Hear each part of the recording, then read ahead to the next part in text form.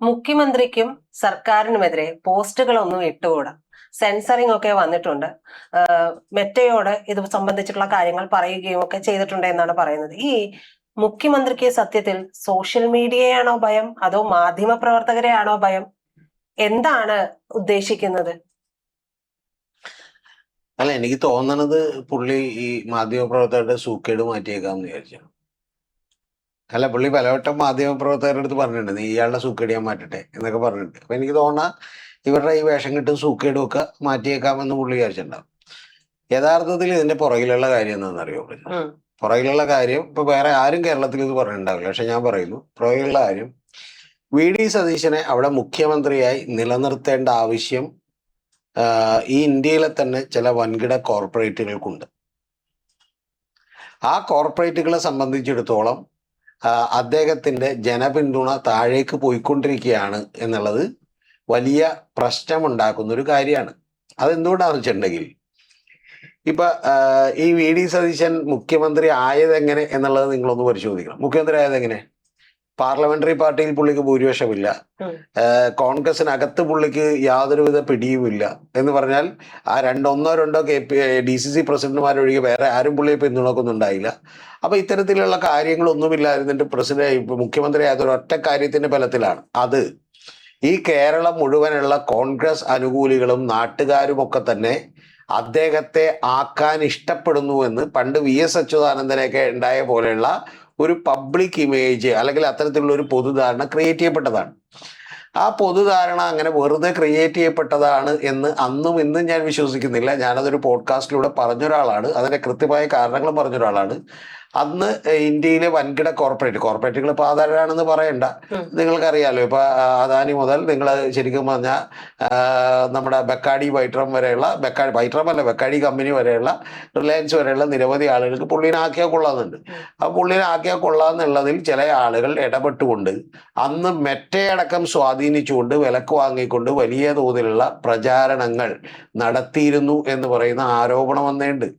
ഇതൊക്കെ അറിയാവുന്ന, വളരെ ഡീപ്പ് ആൻഡ് ഡീറ്റെയിൽ ആയിട്ട് അറിയാവുന്ന ആളുകൾക്ക് അറിയാം. ഇത് കാരണം എന്താ വെച്ചാൽ ഇതിപ്പോ ലോകത്ത് മുഴുവൻ നടക്കുന്ന ഒരു കാര്യമാണ്. ഇപ്പൊ തുർക്കിയിൽ എർദോഗാൻ എന്ന് പറയുന്ന ആള് 1,40,000 ടിക്ടോക്ക് അക്കൗണ്ടുകൾ ഹാക്ക് ചെയ്തിരുന്നു. അതുപോലെ ഡൊണാൾഡ് ട്രംപ്, അദ്ദേഹത്തിന്റെ ആരായിരുന്നു ക്യാമ്പയിൻ നയിച്ചത്? എലോൺ മസ്ക് ആയിരുന്നു. എലോൺ മസ്ക് എക്സ് പ്ലാറ്റ്ഫോം അങ്ങനെ തന്നെ മേടിക്കുകയാണ് ചെയ്തത്. മനസ്സിലായോ? അപ്പൊ അത്തരത്തിൽ ഈ പറയുന്ന വലിയ ഇടപെടലുകൾ ഈ സോഷ്യൽ മീഡിയയിൽ ഉണ്ടെങ്കിൽ ഇപ്പൊ ആളുകളുടെ മനസ്സ് മാറ്റാമെന്നുണ്ടായിരുന്നു. അപ്പൊ അത്തരത്തിൽ ചെയ്തുകൊണ്ടാണ് അദ്ദേഹത്തെ മുഖ്യമന്ത്രിയാക്കിയത്. ആ മുഖ്യമന്ത്രിയാക്കിയിട്ടുള്ള ആളുകൾക്ക് തന്നെ ഇപ്പൊ യഥാർത്ഥത്തിൽ ഒരു ഭയം വന്നുകൂടിയിരിക്കുന്നു. ദൈവമേ, കാര്യങ്ങൾ കൈവിട്ടു പോവുകയാണല്ലോ എന്ന് തോന്നിയിരിക്കുന്നു. അപ്പൊ തോന്നിയപ്പോൾ അവർ കൂടി കണ്ടുപിടിച്ച ഒരു പ്രധാനപ്പെട്ട കാര്യമാണ് ഈ പറയുന്ന മെറ്റയെ സ്വാധീനിച്ചുകൊണ്ട് എന്ത് ചെയ്യാം, കാര്യങ്ങൾ തീരുമാനിക്കാം. അപ്പൊ ആ സ്വാധീനിച്ചുകൊണ്ട് കാര്യങ്ങൾ തീരുമാനിക്കാമെന്ന് പറയുമ്പോൾ അത് യഥാർത്ഥത്തിൽ ചെയ്യണമെന്നുണ്ടെങ്കിൽ കേരള പോലീസിലെ DYSPക്ക് മുകളിൽ SP ഒക്കെ റാങ്കുള്ള ഒരു ഉദ്യോഗസ്ഥ മന്നം, അല്ലെങ്കിൽ കുറച്ചുകൂടി കടുത്തതാണെങ്കിൽ, ഞാനിപ്പോൾ അതിന്റെ വിശദാംശങ്ങളിലേക്ക് കിടക്കുന്നത്, IG-യുടെ പെർമിഷൻ വേണം, ഇത്തരത്തിലുള്ള കാര്യങ്ങളൊക്കെ വേണം. പക്ഷെ ഇത് കേരളത്തിൽ മാത്രമല്ല നടക്കുന്നത്. ഇപ്പൊ വിജയുമായി ബന്ധപ്പെട്ടിട്ടുള്ള ചില പോസ്റ്റുകൾ തമിഴ്നാട്ടിൽ ഒഴിവാക്കിയിട്ടുണ്ട്. അതുപോലെ ഈ CJP എന്ന് പറയുന്ന പ്രൊട്ടസ്റ്റിന് ശേഷം നിരവധി ഇത്തരത്തിലുള്ള സോഷ്യൽ മീഡിയ ഹാൻഡിലുകളിൽ നിന്നൊക്കെ ഇത് ഒഴിവാക്കപ്പെട്ടിട്ടുണ്ട്. അപ്പോൾ ഒഴിവാക്കപ്പെടുമ്പോൾ ഇത് കേന്ദ്ര ഗവൺമെന്റിന് കൂടി ഒരു പിന്തുണ ഇതിനുണ്ട് എന്നുള്ളത് നമ്മൾ മനസ്സിലാക്കണം. അപ്പോൾ കേന്ദ്ര ഗവൺമെന്റിന്റെ പിന്തുണ എന്തുകൊണ്ടാണ്? ഇവിടെ കേരളത്തിലേക്ക് ഈ VD സതീശൻ ഗവൺമെന്റ് നടപ്പാക്കാൻ ഉദ്ദേശിക്കുന്നത്, ഞാൻ നേരത്തെയും പറഞ്ഞിട്ടുണ്ട്, ട്വിൻ ടണൽ പ്രൊജക്റ്റാണ്. എന്ന് പറഞ്ഞാൽ ഒന്ന് പൊളിറ്റിക്സ് ആണ്, അതിൽ ഒരു സംഘപരിവാർ രാഷ്ട്രീയം കേരളത്തിലേക്ക് വരുത്തുന്നുണ്ട്. PM ശ്രീ മുതൽ, നമ്മൾ നേരത്തെ ചർച്ച ചെയ്തതാണ്, PM ശ്രീ മുതൽ R സുഗതനും ഏറ്റവും ഒടുവിൽ വന്ദേമാതരം വരെയുള്ള കാര്യങ്ങൾ എടുത്തു നോക്കിയിട്ടുണ്ടെങ്കിൽ അതെന്ത് ചെയ്യാം, അറിയാം. അപ്പൊ അതിന്റെ PM ശ്രീ ഇപ്പോൾ ഒഴിവാക്കുമെന്ന് കേൾക്കുന്നു, പക്ഷെ ഒഴിവാക്കുമെങ്കിൽ പോലും ഏറ്റവും ഒടുവിൽ വരെ ശ്രമിച്ചിട്ടാണ്. രണ്ടാമത്തെ കാര്യം എന്ന് പറയുന്നത് അത്തരത്തിലുള്ള ഒരു പ്രൊജക്റ്റാണ്. ആ പ്രൊജക്റ്റിൽ രണ്ടാമത്തേത് കോർപ്പറേറ്റ് കമ്പനികൾക്ക് വേണ്ടിയിട്ടുള്ളതാണ്.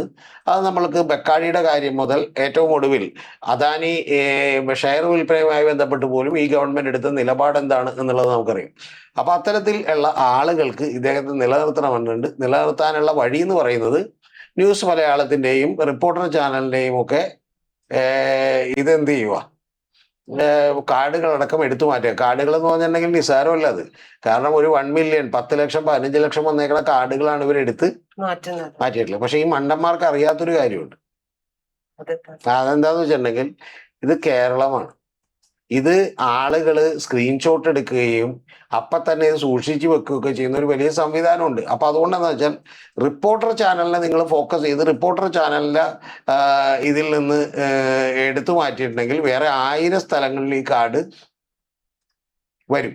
ഇന്നലെ ഏറ്റവും വലിയ തമാശ ഉണ്ടായിട്ടുള്ളത്, എനിക്ക് ഏറ്റവും ഇഷ്ടപ്പെട്ടതെന്ന് പറഞ്ഞാൽ മാധു സജിയുടെ ഒരു ഡിബേറ്റ് ഉണ്ടായിരുന്നു. അപ്പോൾ ആ ഡിബേറ്റിന് മുമ്പ് ഒരു കാർഡ് ഇറക്കിയിരുന്നു. ആ കാർഡ് ഈ കാർഡ് മാറ്റപ്പെടുമോ എന്ന് ചോദിച്ചൊരു കാർഡ് ഇറക്കി. പക്ഷെ അത് അവർ ആ ചോദ്യം അവർക്ക് ഇഷ്ടപ്പെട്ടില്ല. അതുകൊണ്ട് 3-4 മിനിറ്റ് കഴിഞ്ഞപ്പോൾ തന്നെ അത് മാറ്റി. ഓക്കെ, അപ്പൊ ഇത് നിസ്സാരമായിട്ട് അങ്ങോട്ട് മാറ്റാൻ കഴിയില്ല. കാരണം ഒന്ന്, കേന്ദ്ര ഗവൺമെന്റിന്റെ ഒരു അനുകൂലമായിട്ടുള്ള സാഹചര്യം വേണം. രണ്ടാമത്തേത് ഇതുമായി ബന്ധപ്പെട്ട് ഈ പറയുന്ന ഒഫീഷ്യലി ഉള്ള കത്തിടപാടുകൾ നടക്കണം, മെയിലുകൾ നടക്കണം. അപ്പൊ അതൊക്കെ ഇത്ര വേഗം നടക്കുന്നുണ്ടെങ്കിൽ അതിന്റെ പിന്നിൽ ഒരു കേരള കേന്ദ്ര നെക്സസ് ഉണ്ട് എന്നുള്ളതാണ് അതിന്റെ പ്രധാനപ്പെട്ട കാര്യം. സാർ ഇപ്പൊ പറഞ്ഞല്ലോ, ഒരു ലോബിയിങ് ആണ് ഇതിന് പിന്നിൽ ഉണ്ടാവുക. അതായത് കോർപ്പറേറ്റുകളുടെ താല്പര്യമാണ്. നമ്മളിപ്പോ ഒരു രാജ്യത്തിന്റെ ഭരണാധികാരിയെ മാറ്റുക എന്ന് പറയുന്നത് പലപ്പോഴും നമ്മൾ കേട്ടിട്ടുള്ള ഒരു കാര്യമാണ്. ഈ കോർപ്പറേറ്റുകളാണ് ഇതിന് പിന്നിലൊക്കെ ഉണ്ടാവുക എന്നുള്ളത്. പക്ഷെ ഒരു സംസ്ഥാനത്തിലേക്ക് അതിന്റെ വേരുകൾ വരുന്നു എന്നുള്ളത് പറയുമ്പോൾ അതൊരു വലിയ അല്ല, അത് കേന്ദ്രത്തിലേക്ക് വൻകിട ആളുകൾ മാറ്റുന്നു എന്ന് പറഞ്ഞാൽ അവരെ സംബന്ധിച്ചോളം അവരിപ്പോ കേരളത്തിലെ ചീഫ് എക്സിക്യൂട്ടീവ് ഓഫീസറെ മാറ്റിയാലേ അവർക്ക് സുഗമമായിട്ട് പ്രവർത്തിക്കാൻ കഴിയുള്ളൂ. ഇപ്പൊ വിഴിഞ്ഞം പോർട്ടുമായി ബന്ധപ്പെട്ട് തന്നെ ദിവ്യ സൈർ ഇരുന്നിരുന്നപ്പോ ഏതാണ്ട് 15ഓളം നോട്ടീസുകൾ കൊടുത്തിരുന്നു എന്ന് പറയുന്ന പരാതിയൊക്കെ നമ്മൾ കേട്ടാണ്. അപ്പൊ അങ്ങനെയൊക്കെ ഉണ്ടാവണ അവർക്ക് ശല്യമാണ്. ബെറ്റർ എന്നാണ്, നമുക്ക് അവരെ എന്ത് ചെയ്താൽ പോരെ, ഞങ്ങൾ മാറ്റിയാൽ പോരെ എന്ന് തീരുമാനിച്ചാൽ മതി. അപ്പൊ അങ്ങനെ മാറ്റിയിരുന്നു. അതില് രത്തൻ കേൽക്കറിനെ പോലെയുള്ള ആളുകൾ എടുത്ത് ഒറ്റടിക്ക് എന്ത് ചെയ്യുന്നു, വെക്കുന്നു. ഇനി ഇതിൽ ഏറ്റവും വലിയ തമാശ കൂടിയുണ്ട്. രത്തൻ കേൽക്കർ ഈ വി ഡി സതീശന്റെ ഒരു ഇന്റർവ്യൂ അത് മാറ്റിയപ്പോഴേക്കും വി ഡി സതീശന്റെ ഘനഗംഭീരമായിട്ടുള്ള ഫേസ്ബുക്ക് പോസ്റ്റ് ഉണ്ടായിരുന്നു. എന്ന് പറഞ്ഞാൽ ഇത് ജനാധിപത്യത്തിലേക്കുള്ള കടന്നുകയറ്റമാണ് എന്നൊക്കെ പറഞ്ഞുകൊണ്ടാണ് എന്ത് ചെയ്തത്. ഇത് ചെറിയൊരു കടന്നുകയറ്റമില്ല, ഇത് ചെറിയൊരു കയറ്റം. ഒരു കയറ്റത്തിനൊരു ഇറക്കമുണ്ടല്ലോ, അപ്പൊ അതുപോലെ കരുതിയാവും. പിന്നെ ഒരു കാര്യം കൂടി ഉണ്ട്, ഇത് കേരളത്തിൽ ഇത് ഇന്ന് വരെ നടന്നിട്ടില്ല. കേരളത്തിന്റെ ചരിത്രത്തിൽ ഇത് ഇന്ന് വരെ നടന്നിട്ടില്ല. നിങ്ങൾ അറിയേണ്ടത്, അടിയന്തരാവസ്ഥ കാലത്ത് പോലും യഥാർത്ഥത്തിൽ ഇപ്പൊ ഈ ഞാൻ പറഞ്ഞ അന്ന് ഇപ്പൊ സോഷ്യൽ മീഡിയ ആക്റ്റീവ് ഇല്ല. പക്ഷെ ഈ സോഷ്യൽ മീഡിയയുടെ ചരിത്രം തുടങ്ങിയതിന് ശേഷം ഇന്നേ വരെ നടന്നിട്ടില്ല. അടിയന്തരാവസ്ഥ കാലത്ത് നടന്നിട്ടുണ്ട്, അത് കഴിഞ്ഞിട്ടുണ്ടെങ്കിൽ ശരിക്കും പറഞ്ഞാൽ ആദ്യമായിട്ടാണ്. അതിനെ നിസാരവൽക്കരിച്ച ഒരാൾ കൂടി വന്നിരുന്നു. അതായത് അടിയന്തരാവസ്ഥ കാലത്ത് കേരളം ഭരിച്ച മറ്റേ കെ കരുണാകരന്റെ മകൻ കെ മുരളീധരൻ വന്നിട്ട് പറയുന്നത് തോന്നിവാസം എഴുതിയാൽ മാറ്റുമെന്നാണ്. എന്ത് തോന്നിവാസം ഉള്ളത്? പി ജയരാജന്റെ 2 കാർഡുകൾ, അതുപോലെ പിണറായി വിജയന്റെ കാർഡുകൾ, ഇതിലൊക്കെ തോന്നിയാസം ഉണ്ടായിരുന്നു. ഒരു ദിവസം 1000-700 കാർഡുകൾ ഉണ്ടാകുന്നില്ല. പിന്നെ അനുകൂലമായിട്ടുള്ള ഒരു കാർഡ് മാറ്റപ്പെട്ടിട്ടുണ്ട്. അതിന്റെ പ്രധാനപ്പെട്ട വിഷയം എന്താണെന്ന് നിങ്ങൾക്ക് മനസ്സിലായത്? ഇത് ഹ്യൂമൻ ചെയ്യുന്നതല്ല, ഇത് AI ജനറേറ്റഡ് ആയിട്ട് എന്ത് ചെയ്യുന്നതാണ്. ഇത് ചെയ്യാൻ ഈ ലോകത്ത് ഇത് ചെയ്യാൻ ഭയങ്കര സിസ്റ്റംസ് ഉണ്ട്. താങ്കൾ അറിയേണ്ടത്, ഇത് ഇപ്പൊ ഞാനൊരു ഉദാഹരണം താങ്കളോട് പറയാം, പറഞ്ഞ് വിശ്വസിക്കാൻ ബുദ്ധിമുട്ടുണ്ട്. ഇപ്പൊ ട്രംപ് ഏറ്റവും ആദ്യം അധികാരത്തിലേക്ക് എത്തുമ്പോൾ, ഇപ്പോഴല്ല, ഇതിനു മുമ്പ് ട്രംപ് മത്സരം ജയിച്ചിട്ടുണ്ടല്ലോ.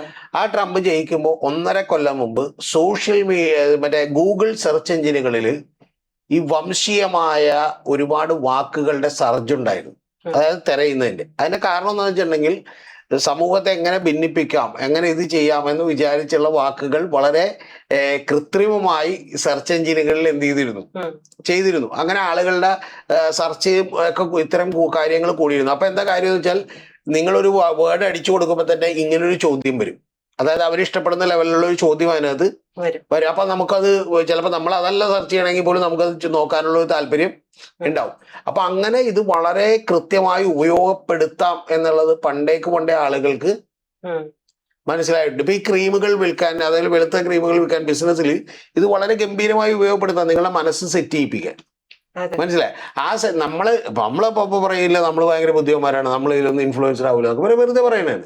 നമ്മൾ എന്തിനാ കൊക്കോക്കോള മേടിച്ചു കുടിക്കുന്നത്, നമ്മൾ എന്തിനാണ് പെപ്സി മേടിച്ചു കുടിക്കുന്നത്, നമ്മൾ എന്തുകൊണ്ടാണ് ഹാനികരമായിട്ടുള്ള ഫുഡുകൾ കഴിക്കുന്നത് എന്നൊക്കെ ചോദിച്ചാൽ, അത് നമ്മൾ അറിഞ്ഞോ അറിയാതെ നമ്മൾ ടേസ്റ്റായി മാറുകയാണ്, നമ്മുടെ സൗന്ദര്യ സങ്കല്പതായി മാറുകയാണ്. എന്ന് പറയുന്ന പോലെ പൊളിറ്റിക്സിലും ഇത് ഗംഭീരമായി ഉപയോഗപ്പെടുത്താം എന്നുള്ളത് കഴിഞ്ഞൊരു 10, 15, 20 കൊല്ലങ്ങൾ കൊണ്ട് അങ്ങനെ ഡെവലപ്പ് ചെയ്തിട്ടുണ്ട്.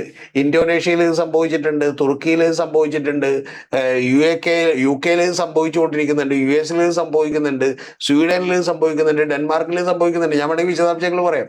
അപ്പൊ അത്തരത്തിൽ ഇത് ഓരോ സ്ഥലത്തും ഇത് സംഭവിച്ചുകൊണ്ടിരിക്കുകയാണ്. അപ്പൊ അതിന്റെ ചെറിയൊരു പതിപ്പ് ഇവിടെ കൂടി വന്നിരിക്കുന്നു. ഇപ്പൊ പിന്നെ നിക്കക്കളി ഇല്ലാതെ ഈ കാർഡ് എടുത്ത് മാറ്റി. ഈ കാർഡ് എടുത്ത് മാറ്റുന്നവരെന്ത് ഭൂലോക മണ്ടന്മാരും ബീരുക്കളാണെന്നാണ് എനിക്ക് തോന്നുന്നത്. കാരണം വെച്ചാൽ ഇത് വേറെ 10,000 എണ്ണം വരുമെന്നപ്പോ. പ്രജിത വേണമെങ്കിൽ ഒരു കാര്യം ചെയ്യും, നാളെ പ്രജിതയും കൊച്ചും കൂടി നടന്നു കൊച്ചിനോട് ചോദിക്കോ, മോളെ ഇടത്തോട്ട് നോക്കല്ലേ എന്ന് പറഞ്ഞു. പിന്നീട് നോക്കുന്നത് അങ്ങോട്ടായിരിക്കും. ഉറപ്പായിട്ട് നോക്കാനുണ്ട്. അതങ്ങനെയാണല്ലോ. അപ്പൊ അതുകൊണ്ട് ഇത് നിങ്ങൾ ഇന്ത്യയിലെ ഈ കേരളത്തിലെ ജനങ്ങളെ അണ്ടർ എസ്റ്റിമേറ്റ് ചെയ്തേക്കുന്നതാണ്. പിന്നെ ഇതിനോടൊപ്പം ചേർത്ത് വായിക്കേണ്ടതാണ് റിപ്പോർട്ടർ ചാനലിനെതിരെയുള്ള വാർത്തയും നടപടി എടുക്കുമെന്നുള്ള ഭീഷണി.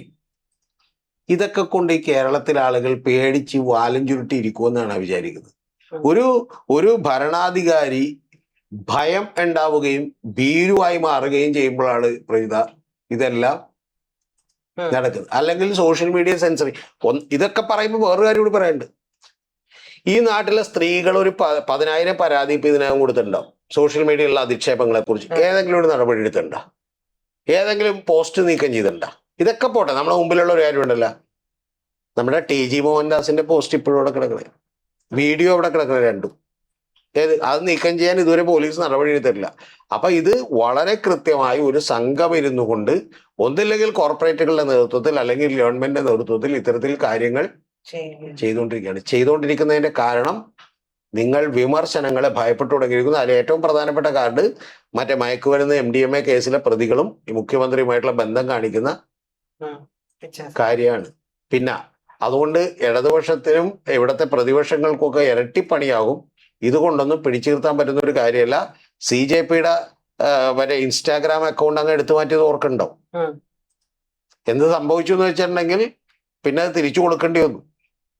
അപ്പൊ ശരിക്കും വന്നിട്ടുണ്ടെങ്കിൽ ഈ നമ്മുടെ ലോജിക്ക് നഷ്ടമാകുമ്പോൾ, നമ്മുടെ പ്രസൻസ് ഓഫ് മൈൻഡ് നഷ്ടമാകുമ്പോൾ നമ്മൾ പല പാനിക്കായിട്ടുള്ള നടപടികൾ കൊടുക്കും. ആ നടപടികളാണ് ഇപ്പൊ കണ്ടുകൊണ്ടിരിക്കുന്നത്. സങ്കടകരമായ കാര്യം 3-ാമത്തെ മാസം എത്തിയിട്ടേ ഉള്ളൂ. 30 മാസവും എന്തായിരിക്കും? 3 മാസത്തിൽ ഇത്, അപ്പൊ 30 മാസവും എന്തായിരിക്കും?